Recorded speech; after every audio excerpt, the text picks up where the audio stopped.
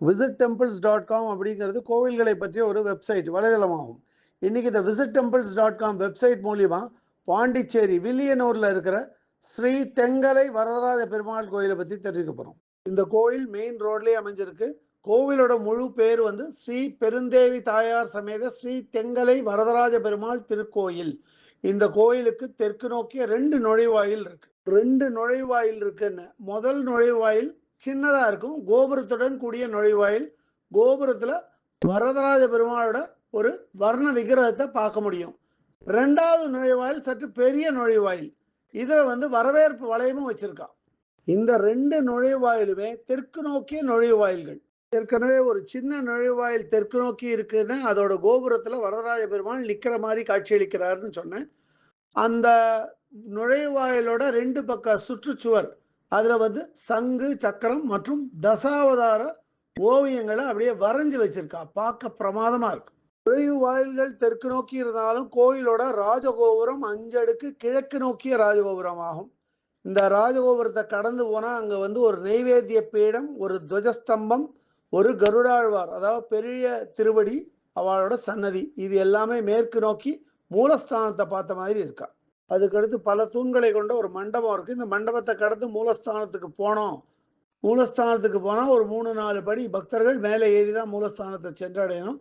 அந்த இடத்துல வந்து வாசல் பகுதியில் 2 பக்கத்துலேயும் 2 துவாரபாலகர்கள் வர்ண விக்கிரகங்கள் வச்சிருக்கா. மூலஸ்தானத்தில் வந்து ஸ்ரீ வரதராஜ பெருமாள் நின்ற கோலத்தில் கிழக்கு நோக்கி ஸ்ரீதேவி மற்றும் பூதேவியோட காணப்படுறார். இந்த மூலஸ்தானத்துக்குள்ளேயே தெங்கலை ஸ்ரீ வரதராஜ பெருமாள் ஸ்ரீதேவி பூதேவியோட அவ உற்சவமூர்த்தி விக்கிரகங்களையும் வச்சிருக்கா. அதே மாதிரி மூலஸ்தானத்தோட கோபுரத்துல நிறைய விக்கிரகங்களை வச்சிருக்கா. பார்க்கறதுக்கு ரொம்ப கண்கவரும் விதமா இருக்கு. இதுக்கடுத்து பல தூண்களை கொண்ட ஒரு மண்டபத்தில் தான் தாயாரோட மூலஸ்தானமும் அமைஞ்சிருக்கு. மூலவர் சன்னதி மாதிரியே தாயாரோட சன்னதியிலையும் 3-4 படி மேலே ஏறி தான் பக்தர்கள் போனோம். தாயார் சன்னதி வாசல்ல 2 வர்ண துவாரபாலகிகள் பார்க்க முடியும். அதே மாதிரி தாயாரோட பேர் இங்க ஸ்ரீ பெருந்தேவி தாயார். தாயார் தன்னோட சன்னதியில கிழக்கு நோக்கி அமர்ந்த கோலத்துல காணப்படுறா. உற்சவமூர்த்தி தாயாரான பெருந்தேவி தாயார் விக்கிரகமும் அங்கேயே வச்சிருக்கா. இந்த கோயில்ல என்ன விசேஷம் அப்படின்னா, கல்யாணம் ஆகாதவா இங்க வந்து விரலி மஞ்சள் மாலை கொண்டு வந்து தாயாருக்கு சாத்திட்டு 9 வாரமோ 11 வாரமோ தொடர்ந்து வந்தா அவளுக்கு திருமணம் கைகூடும் அப்படின்னு ஒரு நம்பிக்கை. இந்த கோவில்ல ஸ்ரீ சக்கரத்தாழ்வாருக்கு கிழக்கு நோக்கி ஒரு சன்னதி இருக்கு. இந்த சன்னதியோட பின்பக்கமா மேற்கு நோக்கி யோக நரசிம்மனும் காணப்படுறார். இதுக்கு பக்கத்திலேயே தெற்கு நோக்கி ஒரு சன்னதி. இந்த சன்னதி யாருதுன்னு பார்த்தா இவர் தான் சேனை முதல்வரோட சன்னதி. இந்த சேனை முதல்வர் சன்னதி பக்கத்திலேயே ஒரு கோவிலோட மர தேரை வந்து வச்சிருக்கா.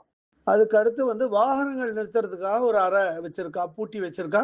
அதுக்கு பக்கத்துல வந்து கிழக்கு நோக்கி ஒரு சன்னதி, ஆண்டாள் சன்னதி. ஆண்டாள் கிழக்கு நோக்கி நின்ற கோலத்துல காணப்படுற ஆண்டாள் சன்னதி உள்ளே ஆண்டாளோட உற்சவமூர்த்தி விக்கிரகத்தையும் வச்சிருக்கா. இதுக்கு பக்கத்துல இருக்கிற சன்னதி தெற்கு நோக்கிய சன்னதியாகும். இந்த தெற்கு நோக்கிய சன்னதியில சத்யபாமா ருக்மணி சமேத ஸ்ரீ கிருஷ்ணரோட விக்கிரகத்தை பார்க்க முடியும். இந்த கிருஷ்ணர் சன்னதி உள்ளே உற்சவமூர்த்தி விக்கிரகத்தையும் பார்க்க முடியும். அடுத்து இருக்கிற தெற்கு நோக்கிய சன்னதி வந்து ஸ்ரீ சக்கரவர்த்தி திருமகனோட சன்னதி. சக்கரவர்த்தி திருமகன் வேற யாரும் இல்லை, ஸ்ரீராமர் தான். ராமர் சன்னதியில ராமரோட சீதையும் லக்ஷ்மணனும் காண முடியும்.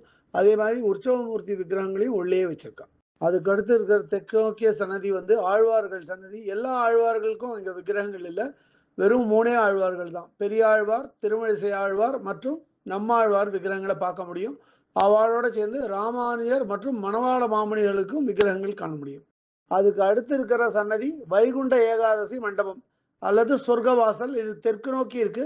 இந்த சொர்க்கவாசலோட கோபுரத்து மேல பள்ளி கொண்ட ரங்கநாதரை பார்க்க முடியும். அதுக்கு அடுத்து இருக்கிற சன்னதி மேற்கு நோக்கிய சிறிய திருவடி சன்னதி, அதாவது ஆஞ்சநேயர் சுவாமியோட சன்னதி.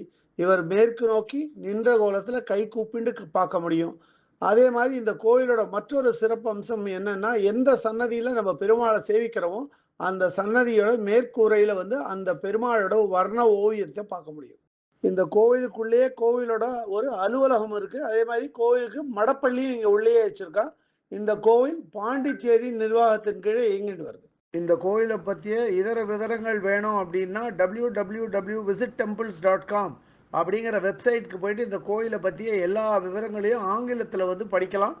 இல்லை பிற பாஷைகளில் வேணும்னா அதுலேயே மொழிபெயர்க்கிற வசதியும் இருக்குது. அப்படியே மொழிபெயர்த்து அவா பாஷைக்கு தகுந்த மாதிரி படிச்சுக்கலாம் அதை.